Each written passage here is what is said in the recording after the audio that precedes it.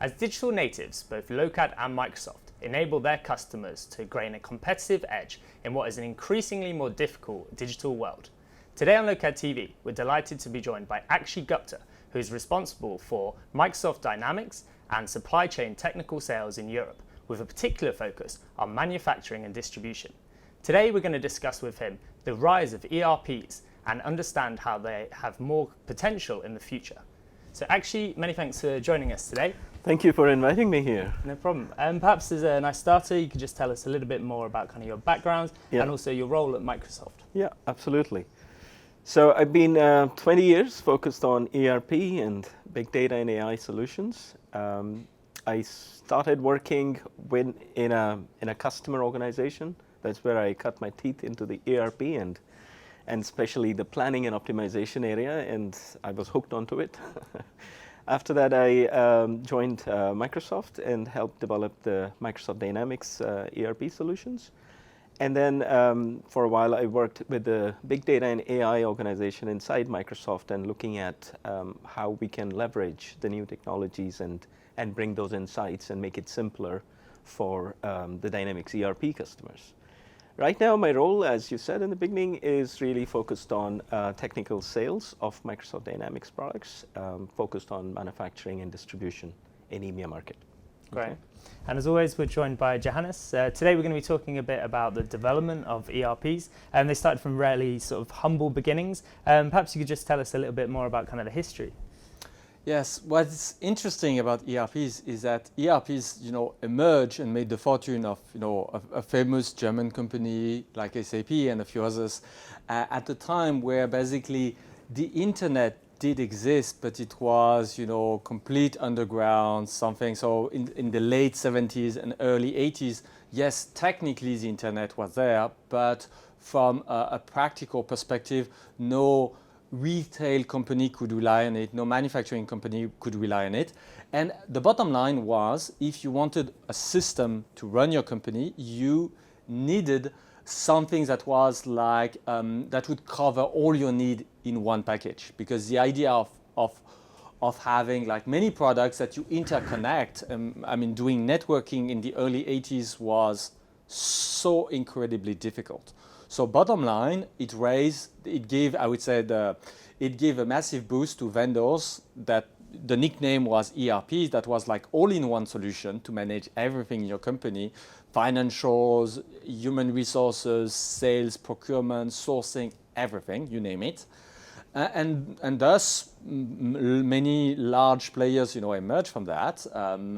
SAP being like probably the leader for the super large companies.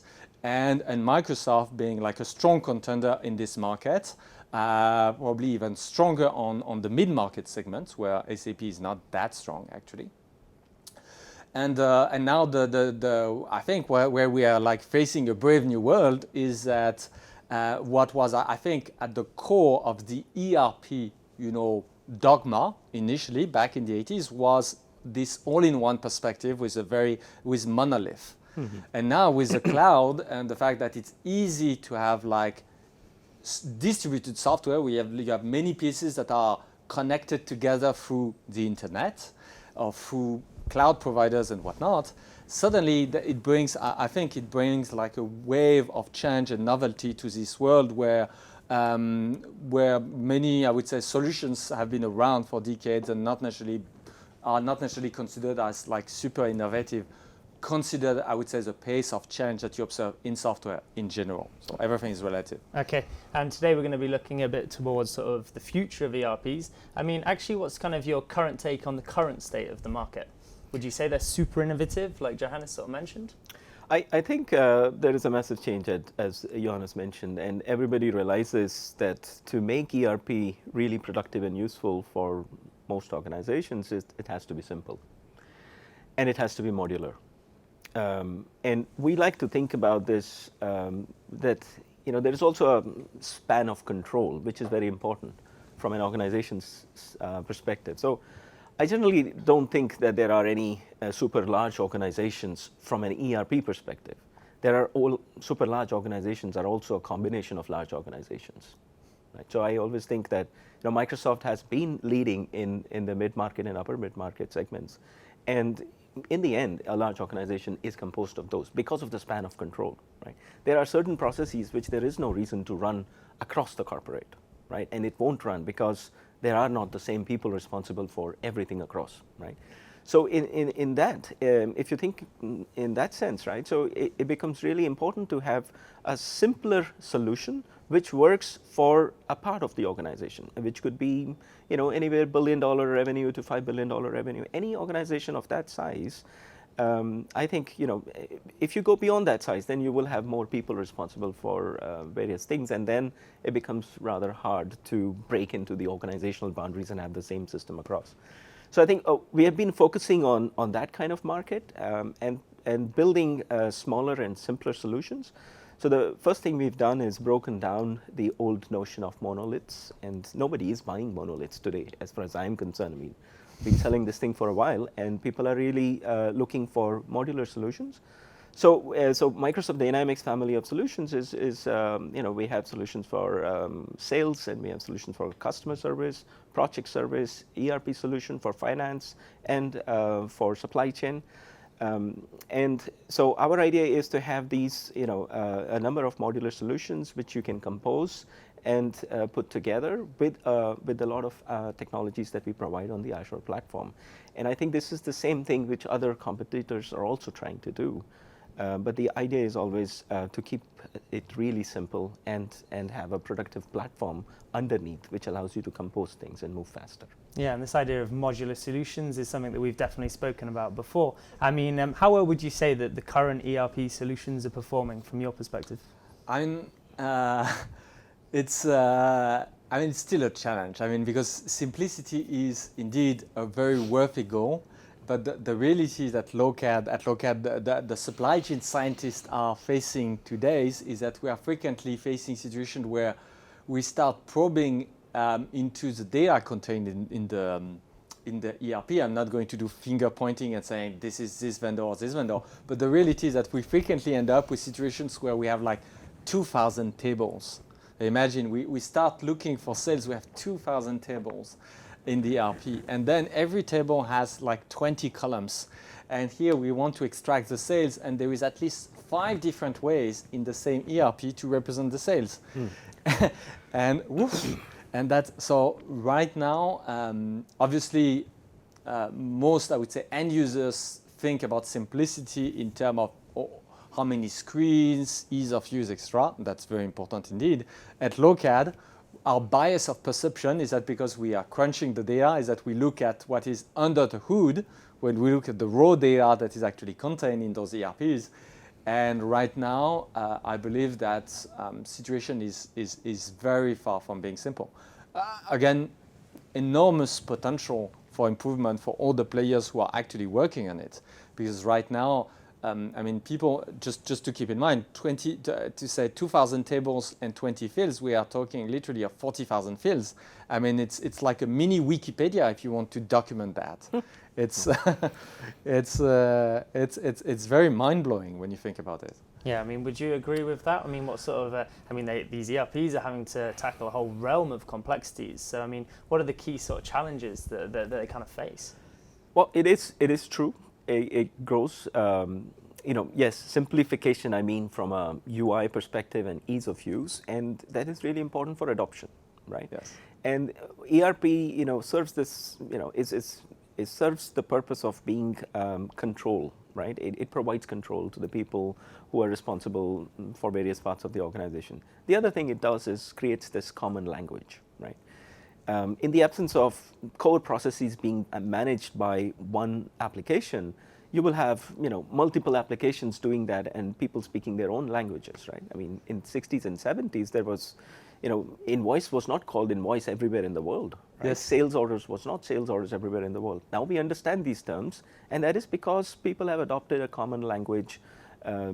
So I think that's a very important purpose they serve, and simplicity is important from that angle, from a user perspective. Otherwise, we don't have adoption, and we can deal with the complexity, but nobody's going to use it in the end, right? So we want our users to be able to interact with the application and use it. So So I think that's really key about the simplicity. Now, regarding the a lot of tables and columns and fields, right? So I look at it as a good thing as well, because it won't happen if people didn't like the software they were using, right?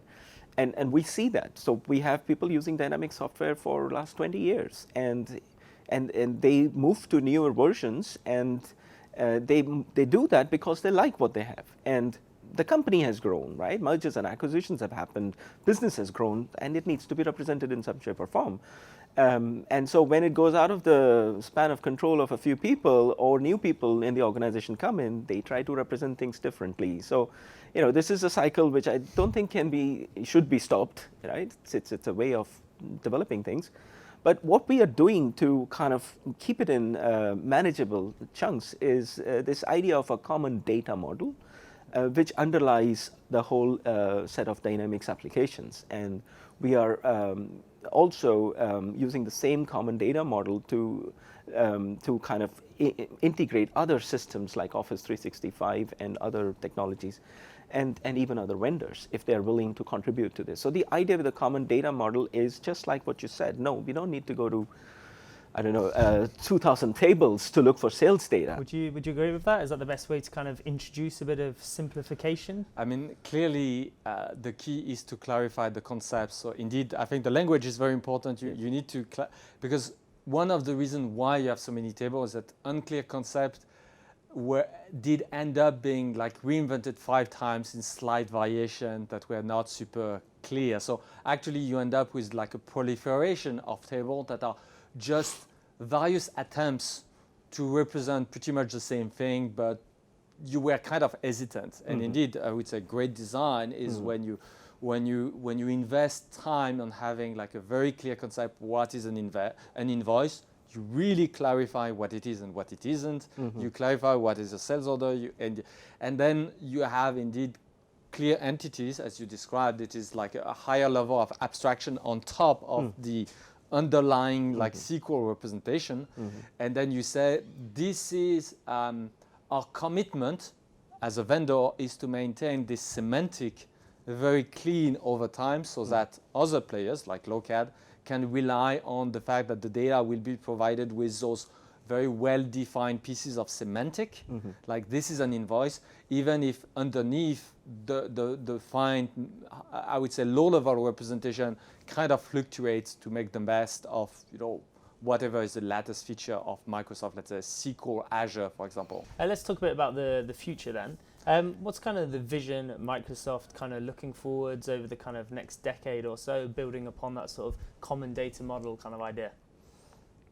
So I mean, from a common data model perspective, of course, we want to include as many entities as can be represented in this common data model. And the short-term objectives are obviously to have industry reference models built on top of this common data model, right? So sales order is sales order, but again, it's a little bit different if you have a subscription service, if you're doing subscription sales as opposed to product sales and so on. So there are a lot of differences per industry. So from that perspective, we'll have our partners are already building a lot of industry-specific models on top. But I think overall, in a long-term perspective, I think the focus that we have is more on making ERP even more simpler. So like natural user interfaces become very important. This is where we want to go towards is like, why should you need to type anything to talk to an ERP, right? As a salesperson, if you're out in the field, you just want to know what happened to the customer order, you should be able to talk to a device, which basically tells you what happened in natural language, right? And this is where I think the domains of what you do here at Lokad and what we do from an AI platform tooling perspective, they kind of combine with the business process automation. So that's a very key focus for us, natural user interfaces, whether it's mixed reality devices, taking advantage of what's inside the business process software, or whether it's other speech, just talking to your ERP systems. So these type of technologies are what we will continue to see more.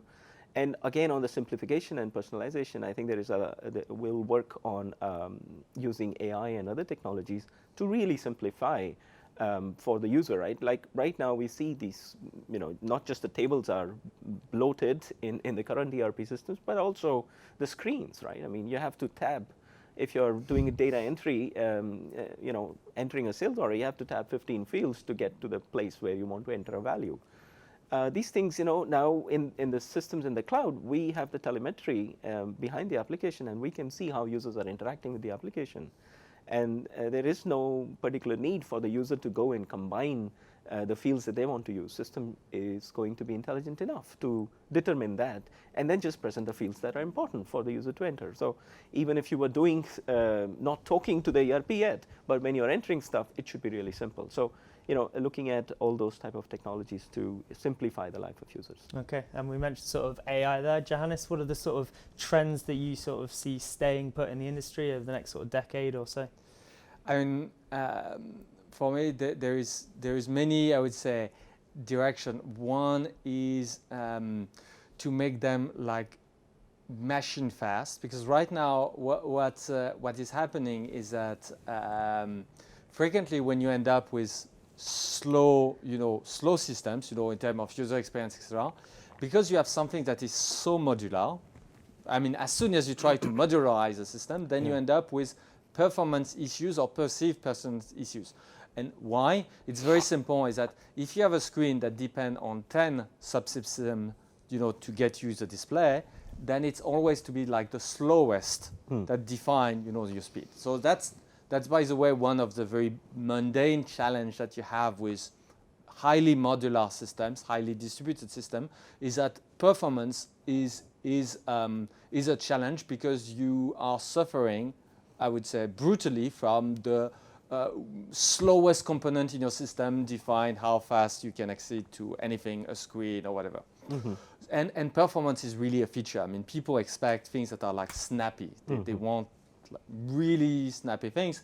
And when you think about, your experience in, let's say, Google search or Bing search, if you want to say about Microsoft, it's completely incredible. You start typing and boom, you have like within tenth of milliseconds, you have like super smart autocomplete suggestion. Yes. So that's very impressive, because you're like typing anything, searching the entire web, and you have like near real-time interaction that is like super snappy.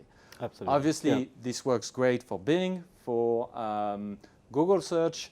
I don't think ERPs are anywhere close yet. I mean, nobody could claim to be as snappy as Bing. So I see this sort of, I would say, of polish being a differentiator, and some people will manage to do that.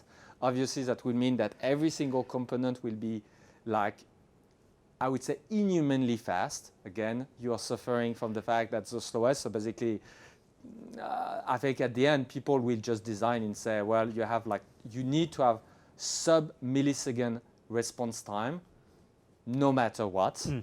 And the answer is why? Because people would say, oh, humans, they don't even perceive that. And I say, well, but because if you don't have like sub-millisecond response time, once we compile the whole solution that is made of many layers with the partners, with all those things that are interleaved, then we end up with this 3-second response time that are actually just the sum of many things that are individually are quite fast, but just not just that fast. So I think that's going to be a big challenge, because actually going for, I would say, like millisecond, sub-millisecond latencies is very difficult. So I think it's going to be something subtle, but I suspect it will make a difference, and I see, and that will really differentiate, I believe, the big, the super capable vendors from the ones that are just capable of just doing, let's say, crude, create, read, update, delete screens that are just dumb. And if you look at big success like Instagram, WhatsApp, there are really people that have mastered super snappy things. So we're talking a lot about sort of the user experience here, and what we're sort of seeing is that the user experience, a lot of the time when it comes to B2C kind of applications, those applications that the consumer directly uses, they tend to be a little bit better than kind of the B2B kind of applications.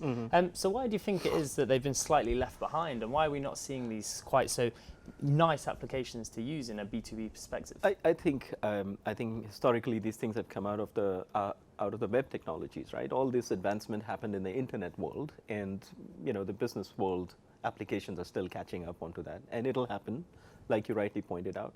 And I think from an AI perspective, this was my learning when I worked in the AI organization to look at how we can use those technologies for supply chain complexities.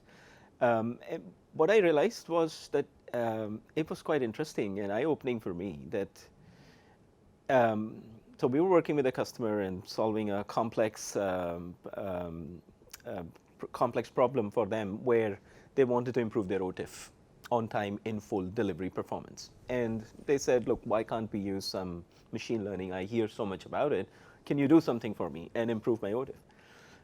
So we did a lot of work and we came up with this idea that, well, today your OTIF is 93%. It can go up to 95% based on the research we have done. And there is 80% probability that you will get that OTIF in certain other parameters. And then he didn't understand. He said, what do you mean 80% probability that I can get 95% OTIF? I already have 93%, so why can't I get 95% all the time? And this idea, I understood that, you know, it's like if we because right now also there is a probability, right? 93% is not always. There is a probability to it. But there is no notion of probability in the supply chain world. I'm generalizing here. So for that person, it was like going from something certain to something uncertain. And then I thought, okay, you know, perhaps it's going to take a little bit of more education and you know, a lot of different things need to happen before we can get to the place where people will start accepting these KPIs which are tied to certain probabilities, which are already there. They're always tied to probabilities. Nothing is certain, but we think of everything as certain, right, as supply chain practitioners. So, and then I thought maybe we wait with AI into that particular segment and we solve the problems where certain uncertainties is okay, right, like UI. Right? If all the time you don't get the perfect UI or the search terms you were mentioning earlier, if you're not able to complete the search term, you know, you're not able to complete it 100%. We know that, but it's okay, right? It's not going to break anything down. It's not like you're gonna buy certain stocks or, you know, depending on that probability. So the cost of getting something wrong is much higher in the supply chain world, and the perception that if you're working with probabilities, then there is no certainty, and therefore the costs are too much. So that's a kind of interesting learning for me, and I completely get that the purpose of AI or the use of AI is going to be in some other scenarios. Like. And would you say that probably in that example, we're getting customers that are getting very tied up in these kind of buzzwords, the AI, the machine learning, the things like that. Would you say that's one of the real challenges over the next decade, is people actually having an understanding of the mathematical optimizations that are kind of happening in the background? I would say even more simple than that. I think you're completely spot on when you say there is a probability. It's already there. They're already measuring this probability as a percentage of success for a certain process, which is on-time delivery, which is or just having like no stockouts with their service levels. I mean, it's already there.